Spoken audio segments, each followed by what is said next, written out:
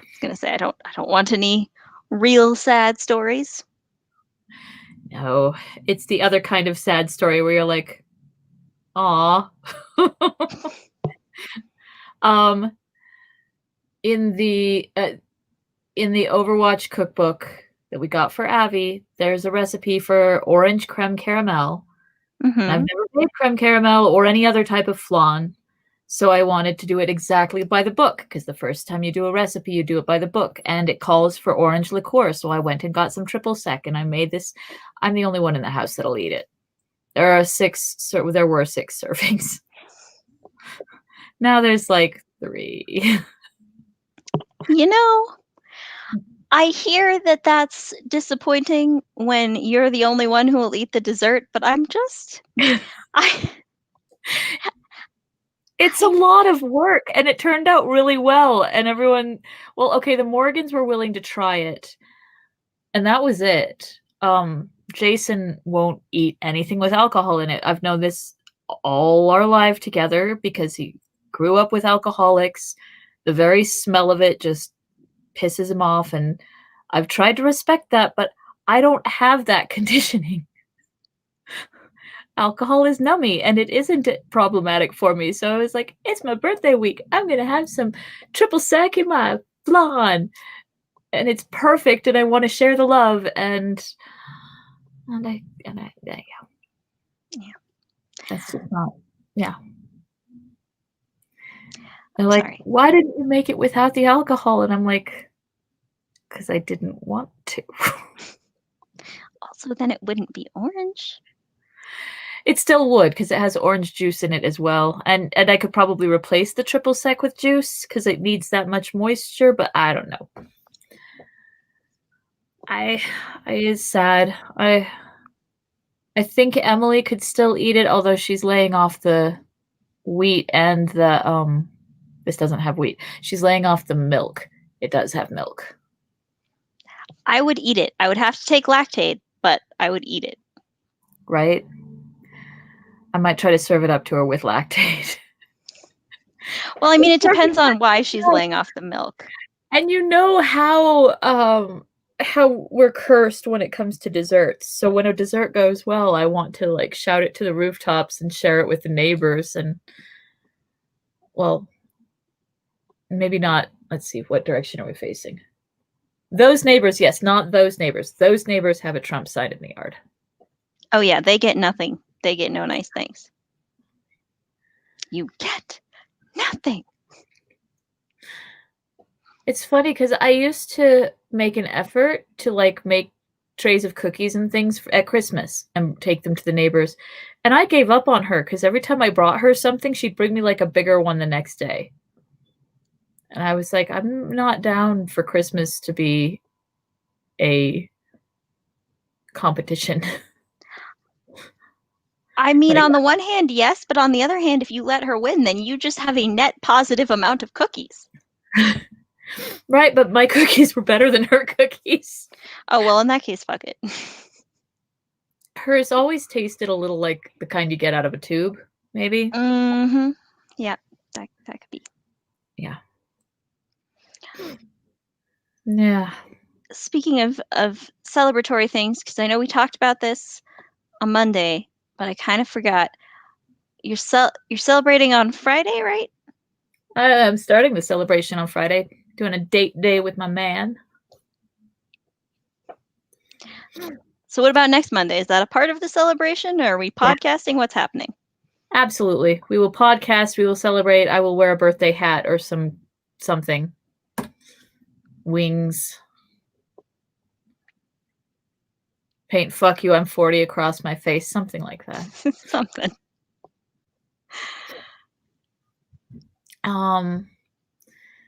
Yeah. Because you've been doing a really good job of staying in your bubble, and I don't want to burst your bubble. So I will wait until there is actually not a pandemic going on to demand that you attend my party in person. Are you having a party? No. Fair. Well, in that case, I couldn't. If you came, it would be a party. What I am doing is baking. The flan was I was like, I like desserts, and I am tired of grocery store desserts, so I found recipes I've never tried. The flan was the first. I also found a gluten-free chocolate torte cake with ganache that I was like, well, that's like 9 words in a row that I like.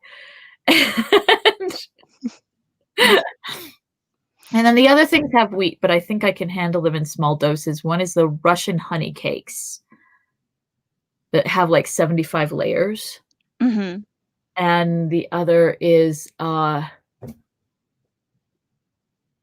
German word, Esselweisse Torte or something. Again, chocolate with berries and buttercream frosting. And I'm like, yes, okay, this is the thing that I will do for my birthday. I think that sounds like a great option. Right?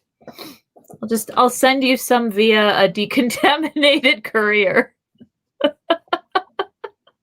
thought you were going to say a decontaminated curry. I was like, what is that? Please don't put a chocolate cake in a thing of curry. But the capsaicin kills the virus. No, it doesn't. Well, it might. No, it doesn't. No, it doesn't. Not unless you aerosolize it, and apparently that's also bad for you.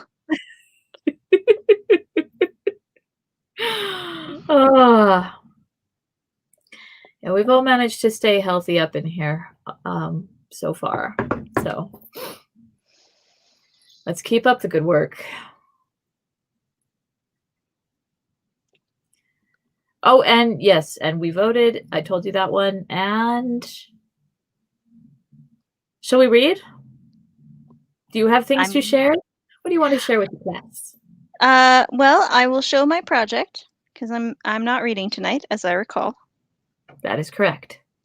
Okay, so I'm trying to untangle it. There's a lot of strings happening. Hang on. Many people might think that a lot of strings is the natural condition of knitting, and yes, sure.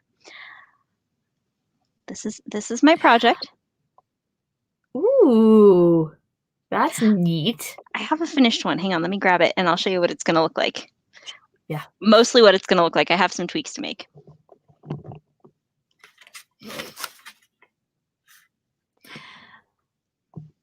I don't remember if we talked about losing Diana Rigg a couple weeks ago. We did. Okay. Okay, so this is the finished one.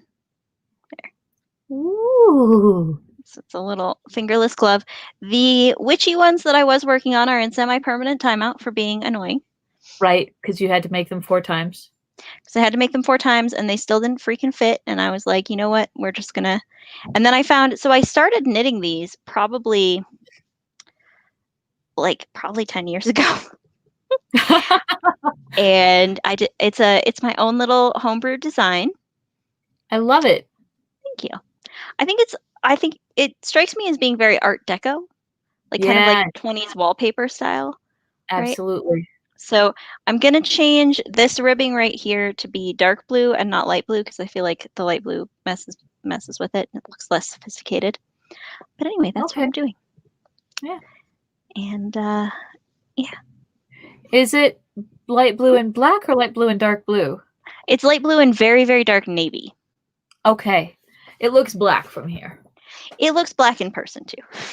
Okay. Allegedly it's navy, but you really can't tell. Dark navy is that thing.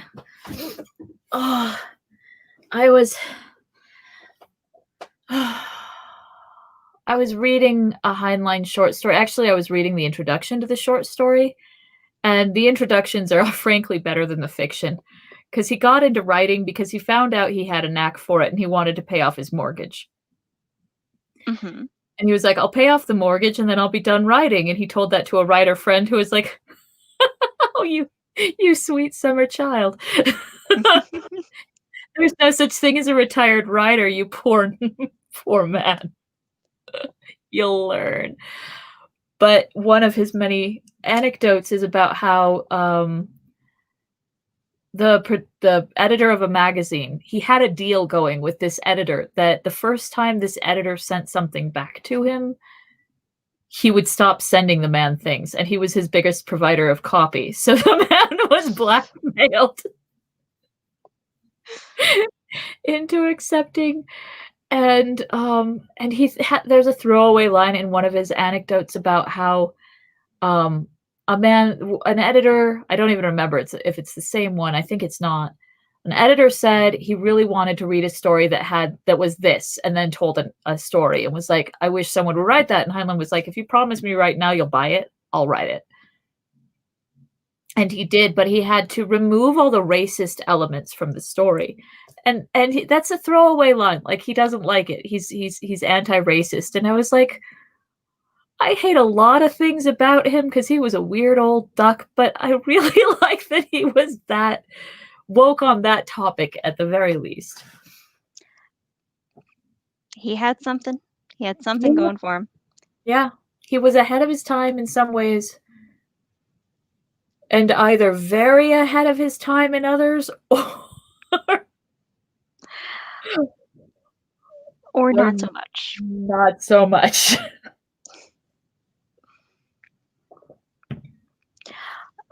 Unrelated to Heinlein, but for those watching along at home, yes, I have yarn in each hand. Yes. That's how I do these 2-color patterns. Okay. If you were thinking, wait, what am I seeing? That's what you're seeing.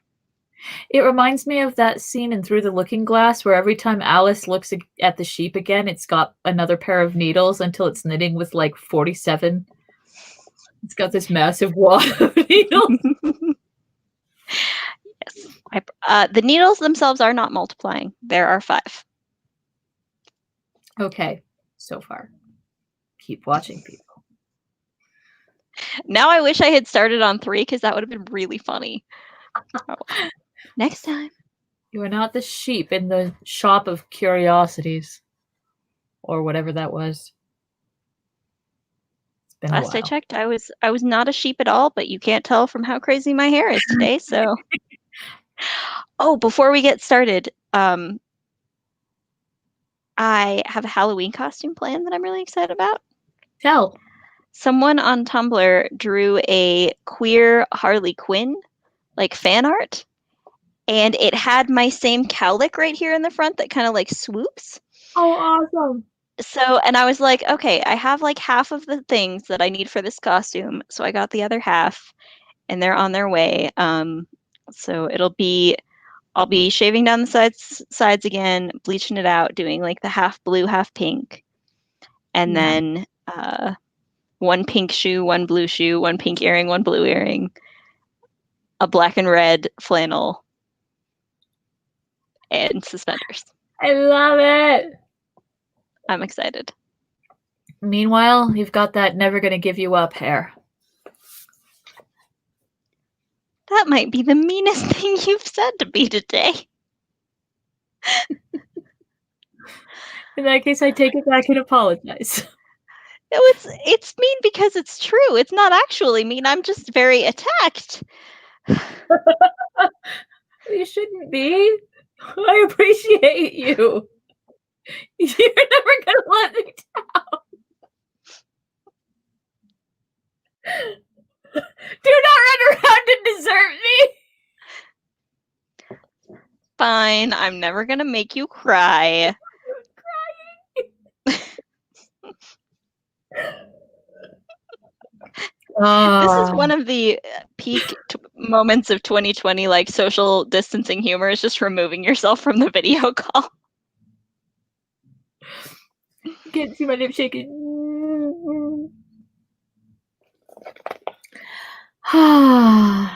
Anyway, Lord of the Rings. Lord of the Rings.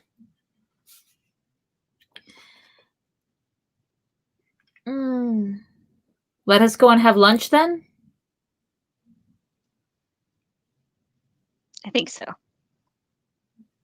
Saruman right in the not to trust his orcs. Have we read right in the beginning of the chapter? I think we read like the first section of the chapter. Right. So we did read the bit about not trusting the orcs. Okay.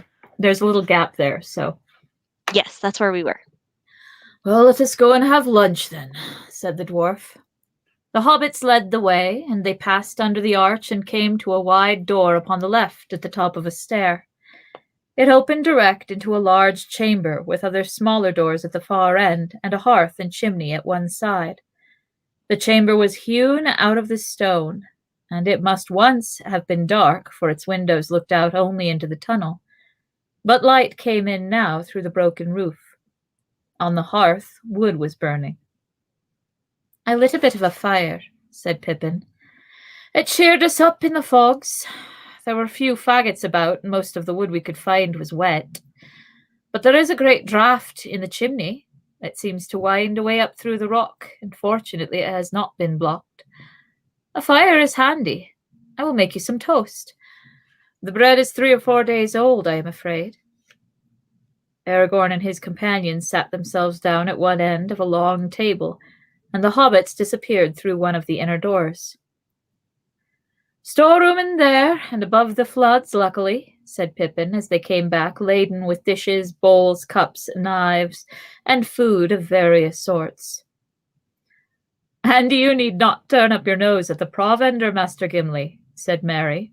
"This is not orc stuff, but man food, as Treebeard calls it. Will you have wine or beer?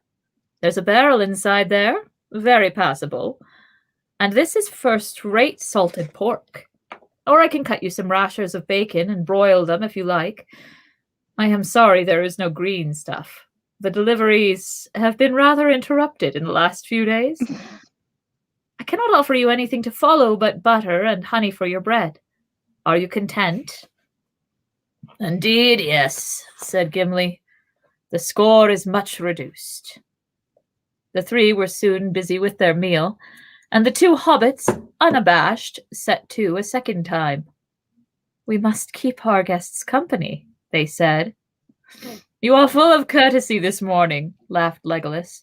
"But maybe if we had not arrived, you would already have been keeping one another company again." "Maybe, and why not?" said Pippin.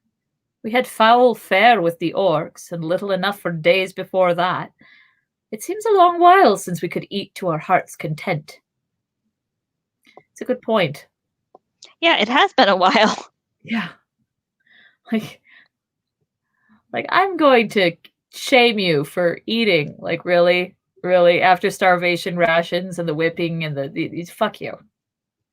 Also, Love I letter. feel like shame a hobbit for eating is almost like should be a proverb for doing something really like ridiculous and pointless. Yes.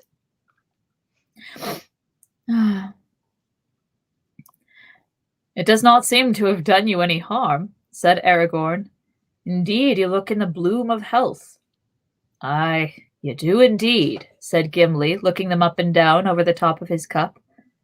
"Why, your hair is twice as thick and curly as when we parted, and I would swear that you have both grown somewhat, if that is possible for hobbits of your age. This Treebeard, at any rate, has not starved you." "He has not," said Pippin. "But Ents only drink, and drink is not enough for content. Treebeard's draughts may be nourishing, but one feels the need of something solid. And even Lembas is none the worse for a change." "You have drunk of the waters of the Ents, have you?" said Legolas. "Ah, then I think it is likely that Gimli's eyes do not deceive him. Strange songs have been sung of the draughts of Fangorn." Strange that we don't get to hear any of those.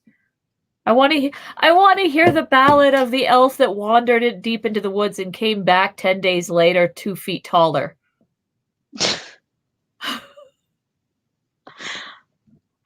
Yeah, no, that's fair. I want to hear that one too. Yeah. and I mean, what other songs would there be? If he's like, "Oh yeah, you totally grew." I mean, I can't imagine like unless it's like the dying elf that went into Fangorn to die and came out 2 feet taller. But also very healthy. I don't know. Right? I don't know what else it would be. Oh my god, do you remember Sir Gawain and the Green Knight? The Green Knight's supposed to be like 7'6" or something. He Oh totally yeah, drank drafts. And that was a man. fucking Tolkien translation. And We've he was connected the dots.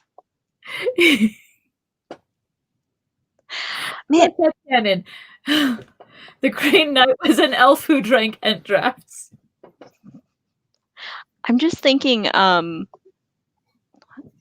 they making? They were making a Sir Gawain and the Green Knight movie. I wonder whatever happened with that. I don't know. I mean, I know what happened with it, but yeah.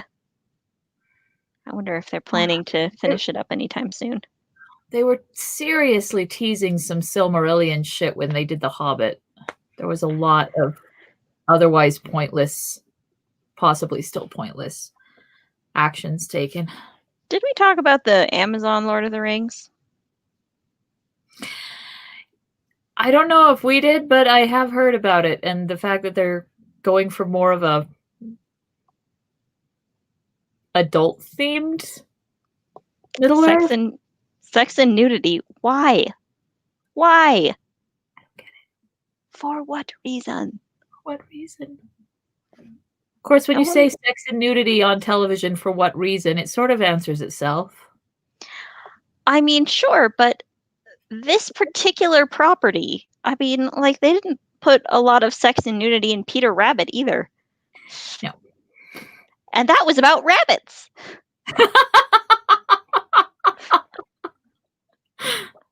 Elves don't screw. I guess. Yep. They need to keep their birth rate low. I mean, they do say that the elves are like sad that their birth rate is low, but honestly, when you're immortal, it would have to be. It would. And anyway, they could be screwing all the time, and Tolkien just wants to give them their privacy. We also never follow anyone to the outhouse. It's just, yeah. Yeah. If I wanted to see Lord of the Rings characters having sex, I would go to fan fiction. That's what it's for. That is why it exists.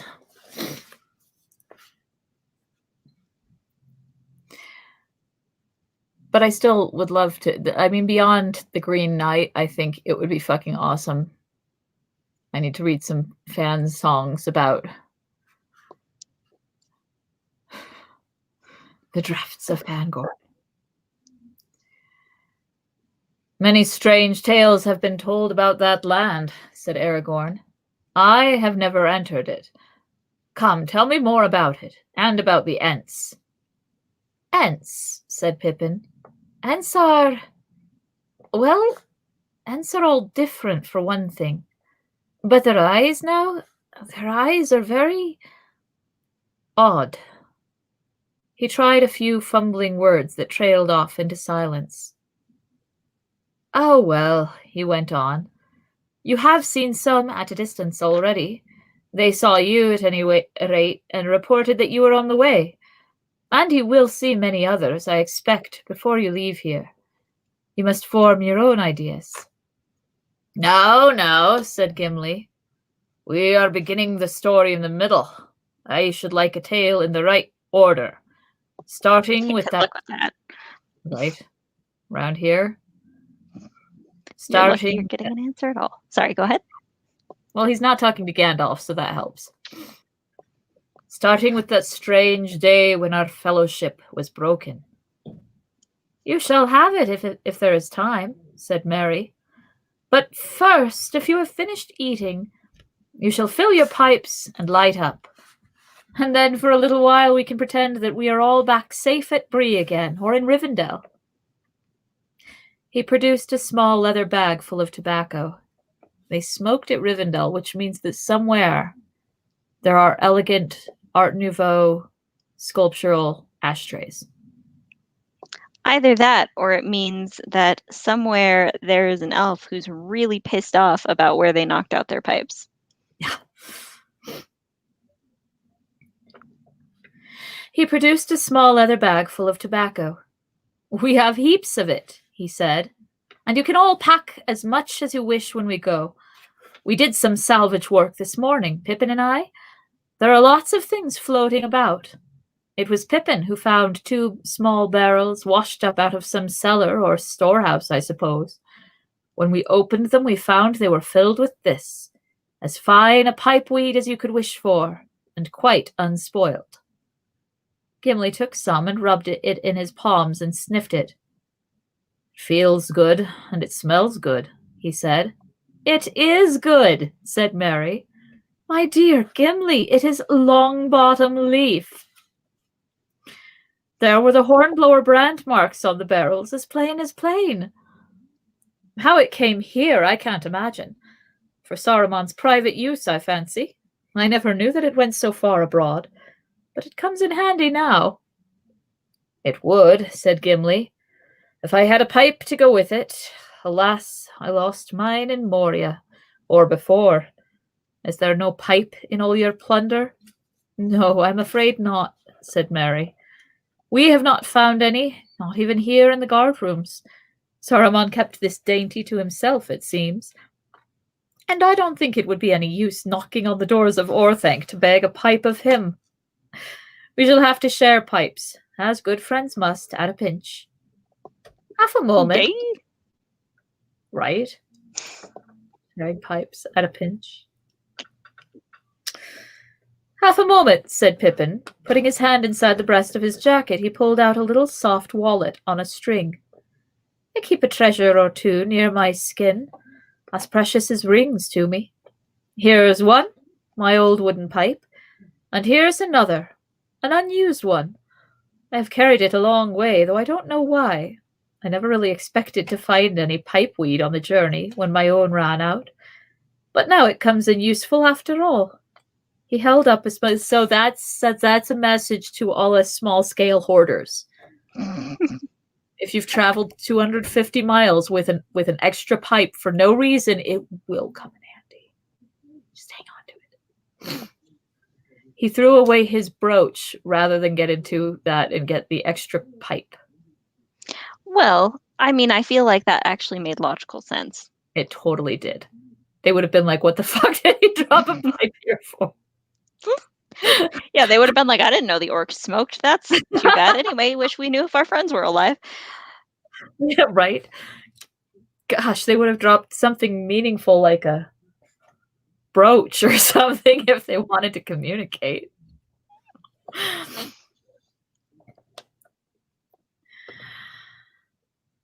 I have carried it a long way, though I don't know why.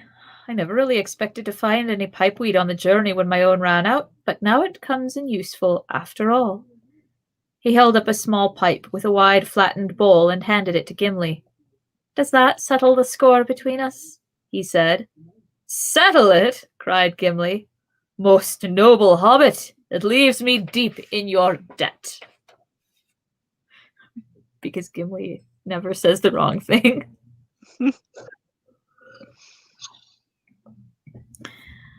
Well, I am going back into the open air to see what the wind and sky are doing, said Legolas. We will come with you, said Aragorn.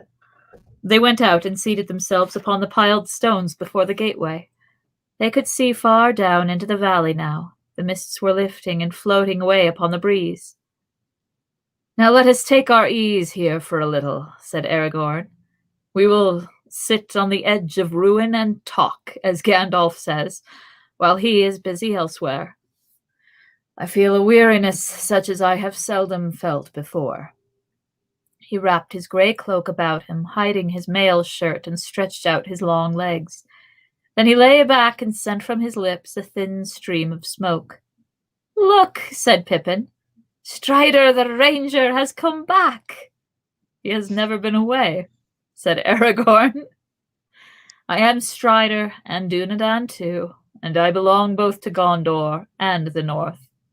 There's plenty of me for everybody.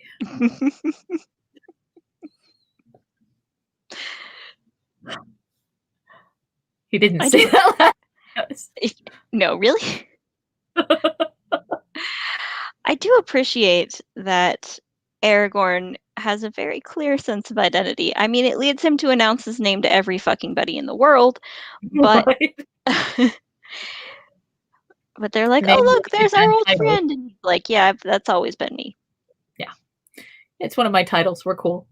In fact, I think he goes into that later where someone's like, Strider, really? He's like, yes, that will be the name of the heirs of my body, but we'll do it in Elvish. Which is like people, I don't know, like Saxon lords switching their names to French. Like, it's true. Like, really? This is the sophisticated language. And then in 1,000 years, when your great whatever grandson is like, so our name is Telcontar. What does that mean? Walks a lot? Our name is Walks a lot? That Sir walks a lot to you. Baby got sword.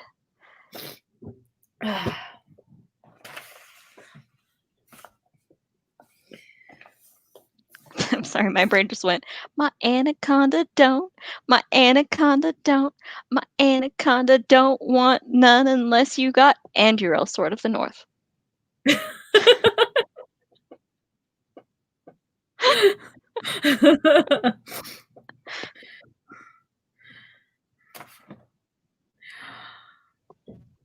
I have no come back to that. I don't know if there is one. They smoked in silence for a while. And the sun shone on them, slanting into the valley from among white clouds high in the west.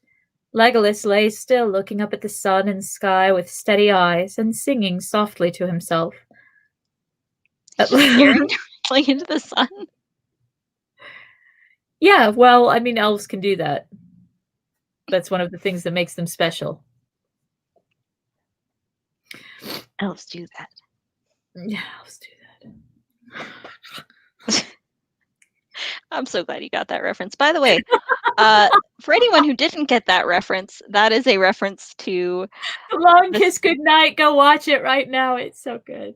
It really holds up. We watched it last Christmas, and yeah, it really holds up. There's not a lot of movies like this, but it feels like it was not very poorly written, but kind of clumsily written. And if it hadn't been those actors, it would have been crap. But because those actors did it, they did it just right to make it like a little bit hammy, but mostly just really good. Right. They were just clearly having a great time, for one thing. Yeah. Oh, yeah. And just able to deliver lines like, what is it? Oh, phooey, I burned the darn muffins. But now, 2 weeks later, you walk into a bar, sailors come running out. What's up with that? Oh, and then there's those moments that would be so awful if they weren't kind of tragic, like, hey, look at me. This is the last time I'm going to be pretty. Oh,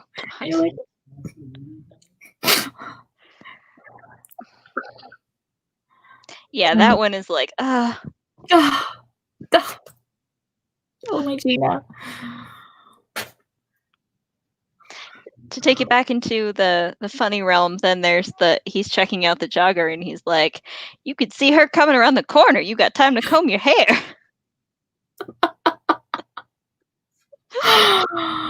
Oh. The one that was always like, to me is at the very end. I'm always frank and earnest with women. In New York, I'm frank. In California, I'm earnest. I was like, okay. That's not really in keeping with the character of a man who had like several near-death experiences a month ago, but okay.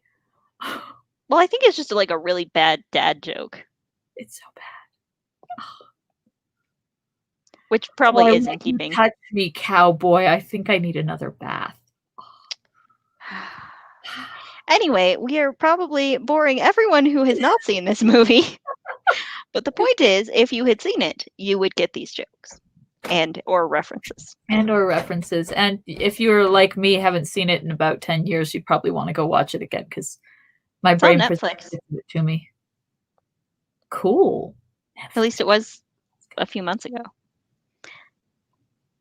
Does it take place at Christmas? Is it another one of those non-Christmas Christmas movies? Yes, and it's also directed by the same guy who directed Die Hard like a year later. Okay, that's why it feels familiar. Did you remember Legend, right? Yes.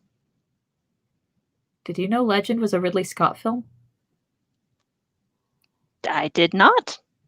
I just learned this. It blew my mind. And then my mind came back and went, of course it was. Of course it was Ridley Scott. And in keeping with all of Ridley Scott's film whatevers, there is a completely different version that was aired in Europe because he made it for Europe and it didn't pan well in the States, so he did an entire re-edit and threw out all the music and hired Tangerine Dream to redo the music. So the Tangerine Dream Legend that we grew up with is not the original, doesn't have the original story, and yeah, I need to go have myself a double feature and see what I think at some point. At some point, you should. Yeah. Speaking of like weird anecdotes about movie soundtracks, did you know that David Bowie song that's like, I'm putting out fires with gasoline? You know the one I'm talking about? Yeah. It's in Inglourious Basterds. So he wrote that as the theme song for a movie called Cat People. Cat People stars Malcolm McDowell when he was young and his hair was brown. And it's about people who turn into like panthers or leopards or something. I forget what kind of, but they turn into big cats. Heard of this. Yeah. It's in like a list of worst movies or something. It's real bad. It's real weird and like he like it starts with his sister who's been estranged and like adopted and whatever and is now like reuniting with him, and she moves into his house, and then he like starts trying to sleep with her because I don't remember what. It's weird. It was Nostalgia Critic. I totally saw Nostalgia Critic cover this because I remember watching clips. Yeah. So anyway, David Bowie wrote a song for that, and it's a really good song. But if you listen to the lyrics, it is about a person turning into a big cat. I found myself not wondering about David Bowie lyrics a long time ago. Like, I am okay with not knowing what this means. I don't have to know what a sunset means either. Well, I just told you. So now you know. Right? I know about one of them. Yeah, I can't help you with the sunset thing. You're on your own. I was thinking about other David Bowie songs. Oh, yeah, I can't help you with that either. Right? It's okay. I don't need help. So Legolas is laying there singing softly. I actually, whenever anyone is laying there singing softly, I get a picture of the clip of Jack Black in School of Rock. When the class is like doing their thing and writing songs together, just having a ball, and he's at the teacher's desk with a guitar going,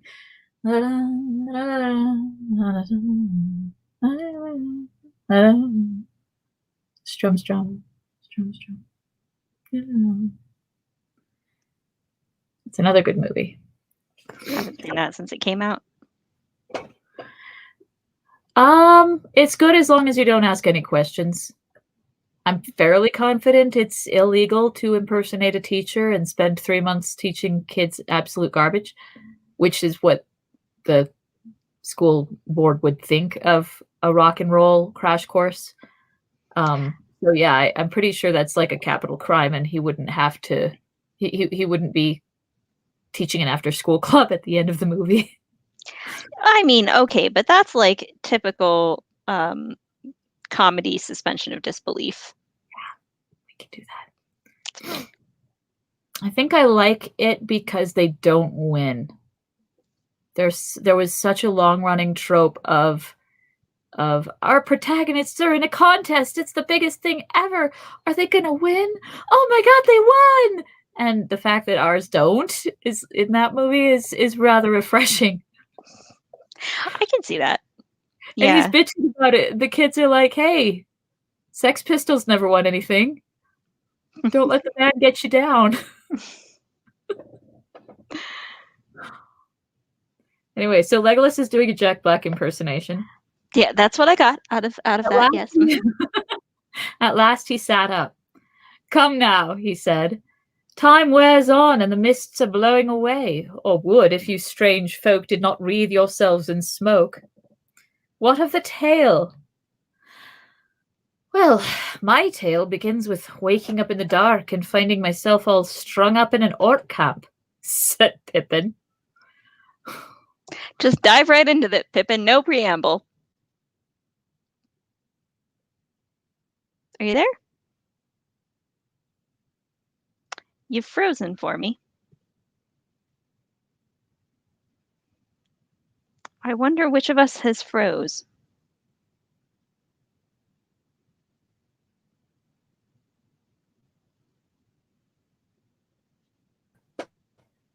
Okay. Could you hear any of that? Not a bit of it. You were just frozen with this expression? And it took me a while to realize that wasn't just you, like, just making that face. Anyway. The screen went black and was doing this. So I was sitting here going, no, no. Okay. Said Aragorn. Pippin made some calculations on his fingers. "Only 9 days ago," he said. "It seems a year since we were caught. Well, though half of it is like a bad dream, I reckon that 3 very horrible days followed. Mary will correct me if I forget anything important. I'm not going into details. The whips and the filth and stench and all that. It does not bear remembering." With that he plunged into an account of Boromir's last fight, and the orc march from Emyn Muil to the forest. The others nodded as the various points were fitted in with their guesses. "Here are some treasures that you let fall," said Aragorn. "You will be glad to have them back." He loosened his belt from under his cloak, and from it took the 2 sheathed knives. "Well," said Merry, "I never expected to see those again. I marked a few orcs with mine, but Ugluk took them from us.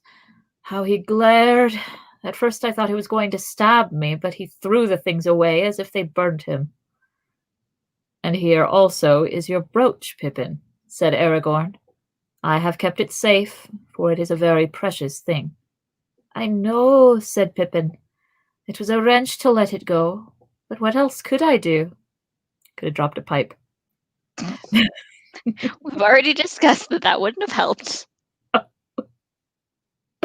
"Nothing else," answered Aragorn.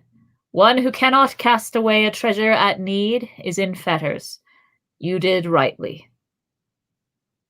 "The cutting of the bands on your wrists, that was smart work," said Gimli. "Luck served you there, but you seized your chance with both hands, one might say." "And set us a pretty riddle," said Legolas.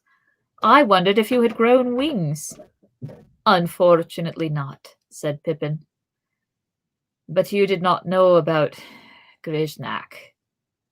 He shuddered and said no more, leaving Merry to tell of those last horrible moments, the pawing hands, the hot breath, and the dreadful strength of Grishnak's hairy arms.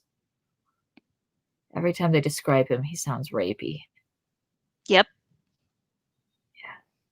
Yeah, that's why I'm making this face.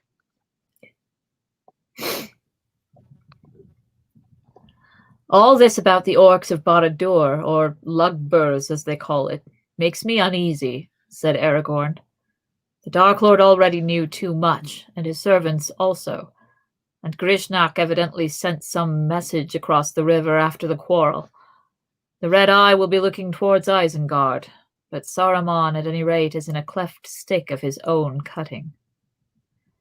"Yes, whichever side wins, his outlook is poor," said Merry. "Things began to go all wrong for him from the moment his orcs set foot in Rohan." "We caught a glimpse of the old villain, or so Gandalf hints," said Gimli, "on the edge of the forest." "When was that?" asked Pippin. 5 nights ago," said Aragorn. "Let me see," said Merry. 5 nights ago. Now we come to a part of the story you know nothing about. We met Treebeard that morning after the battle, and that night we were at Welling Hall, one of his Ent houses. The next morning we went to Entmoot, a gathering of Ents, that is, and the queerest thing I have ever seen in my life. It lasted all that day and the next, and we spent the nights with an Ent called Quickbeam. And then late in the afternoon, in the third day of their moot, the Ents suddenly blew up. It was amazing.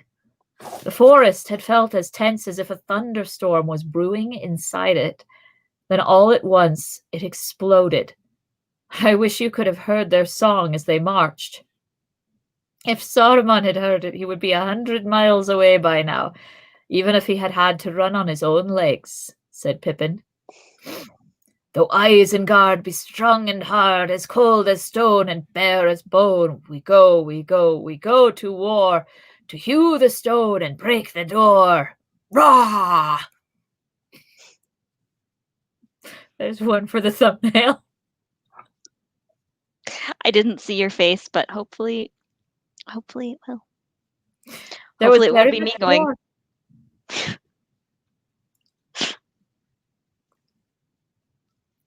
There was very much more. A great deal of the song had no words and was like the music of horns and drums. It was very exciting, but I thought it was only marching music and no more, just a song, until I got here. I know better now.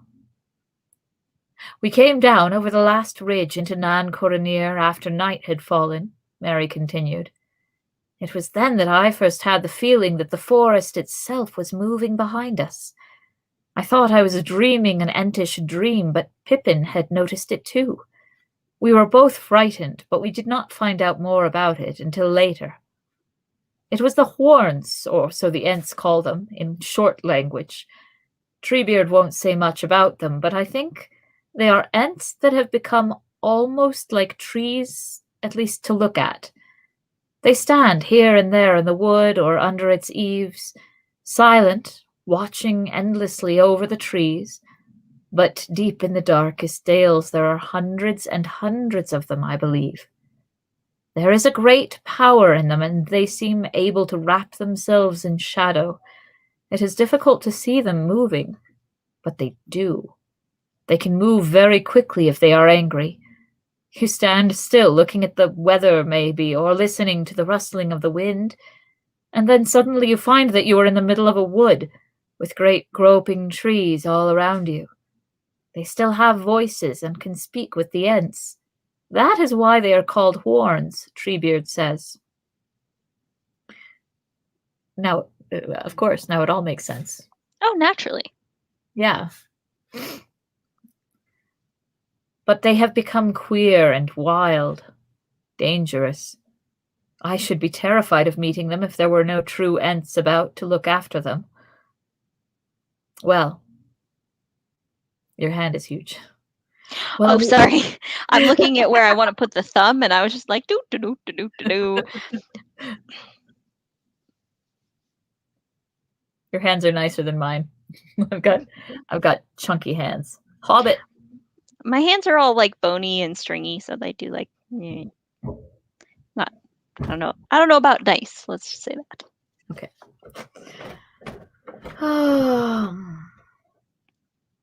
Well, in the early night we crept down a long ravine into the upper end of the Wizard's Vale, the Ents with all their rustling horns behind.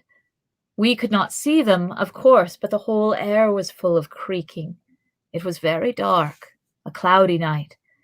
They moved at a great speed as soon as they had left the hills and made a noise like a rushing wind. The moon did not appear through the clouds, and not long after midnight there was a tall wood all round the north side of Isengard. There was no sign of enemies nor of any challenge. There was a light gleaming from a high window in the tower. That was all. Treebeard and a few more Ents crept on, right round to within sight of the great gates. Pippin and I were with him. We were sitting on Treebeard's shoulders, and I could feel the quivering tenseness in him. But even when they are aroused, Ents can be very cautious and patient. They stood still as carved stones, breathing and listening. Then all at once there was a tremendous stir. Trumpets blared and the walls of Isengard echoed. We thought that we had been discovered and that battle was going to begin, but nothing of the sort. All Saruman's people were marching away. I don't know much about this war or about the horsemen of Rohan, but Saruman seems to have meant to finish off the king and all his men with one final blow. He emptied Isengard. I saw the enemy go, endless lines of marching orcs and troops of them mounted on great wolves. And there were battalions of men, too. Many of them carried torches, and in the flare I could see their faces. Most of them were ordinary men, rather tall and dark-haired and grim, but not particularly evil-looking. But there were some others that were horrible, man-high, but with goblin faces, sallow, leering. Let's call them pale, shall we? Round-eyed. Yes, let's do that. Do you know, they reminded me at once of that southerner at Bree, only he was not so obviously orc-like as most of these were. I thought of him too, said Aragorn. We had many of these half-orcs to deal with at Helm's Deep. It seems plain now that that southerner was a spy of Saruman's. But whether he was working with the Black Riders or for Saruman alone, I do not know. It is difficult with these evil folk to know when they are in league and when they are cheating one another. Well, of all sorts together, there must have been 10,000 at the very least, said Mary. They took an hour to pass out of the gates. Some went off down the highway to the forts, and some turned away and went eastward. A bridge had been built down there, about a mile away where the river runs in a very deep channel. You could see it now if you stood up. They were all singing with harsh voices. What is a marching song? Oh, I know what an orc marching song sounds like because they had it in the cartoon. Yeah. Where there's a whip, there's a way. Where there's a whip, there's a way. And then somebody covered it as a heavy metal song. Nice.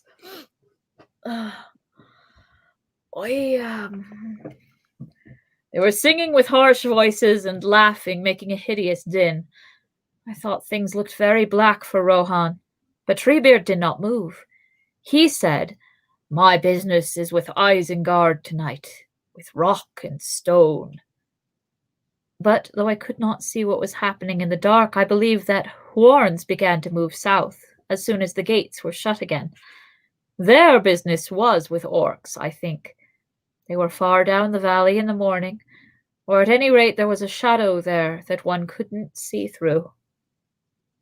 It's kind of like if the assault on Helm's Deep had lasted any longer, would the wood just have flowed right up through the valley and up to the wall? Well, I think so. And like, I know obviously no one survived to like know about this, but theoretically, if you did, the fact that there was a forest like hiding hiding next to the road, watching you march away, and then it just followed you. In order to eat you. Let's eat you. Out of the fact that like that is so creepy but amazing. Right? Makes you not want to do anything that might cause a forest to have a grudge against you. Indeed. I don't want to be frolicking in the woods and then get eaten by a tree. I also don't think that sounds like fun. No.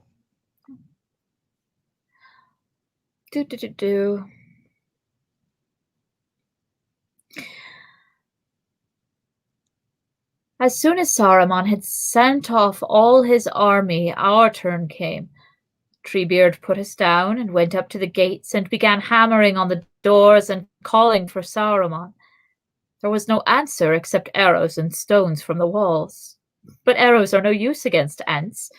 They hurt them, of course, and infuriate them, like stinging flies. But But an ant can be stuck as full of orc arrows as a pincushion and take no serious harm. They cannot be poisoned, for one thing, and their skin seems to be very thick and tougher than bark. It takes a very heavy axe blow to wound them seriously.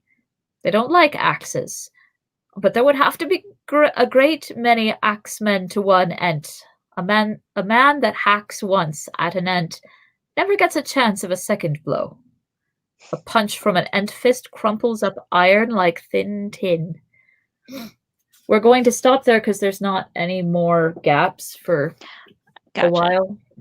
Oh, may as well just stop at a paragraph break and think about Tolkien grew up in England where there are still what people consider holy trees in certain places, trees that no one would dream of fucking with. I wonder if that was part of his inspiration for Ents. I don't know. Like for thousands of years, the people, or at least hundreds of years, the people hereabouts won't touch this one oak or this one rowan or whatever. Is it because they think it's alive? Like alive, like sentient alive. There we go. Well, there's also the factor that there's more and more evidence that plants may in fact be sentiently alive. And people at some point knew that, if at the very least guessed it. All right. Is important, but in its own way, it can be as blind as superstition. Well, science is informed by the beliefs of the people who are conducting the experiments. That's part of it. Mm-hmm. But the scientific method has limits. Like there are things that you cannot learn by taking them apart and looking at the components. There's most things you can't learn that way. I love you, and I am far too tired to get philosophical. I didn't even ask how work went today. It's fine. It's work. It do what it do. It feeds you. Until I sell the elements for $1 million, and then we're all independently wealthy.